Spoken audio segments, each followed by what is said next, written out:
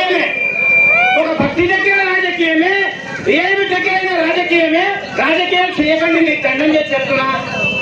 ఎందుకంటే మా ధర్మము గొప్పది, ఎంతో భక్తి శ్రద్ధలతో కూడినటువంటి మన ధర్మాన్ని, హిందూ ధర్మాన్ని మనం చేతులారా నష్టం చేసుకుంటున్నాము. అర్థం చేసుకోండి ఒక్కసారి, మనం ఏం చేస్తున్నాము, మన ధర్మం ఏమైపోతుంది అని ఆలోచించండి. రాజకీయంతో కాదండి, రాజకీయ కోణంతో కాదండి, ఢిల్లీ నుంచి గల్లీ దాకా ఇదే మొత్తం. ఏం జరుగుతుంది? మన రాజకీయం ధర్మమేమని, మన హిందూ ధర్మమేమని, ధర్మం అంటే ఏమని, అధర్మం అంటే ఏమని, మన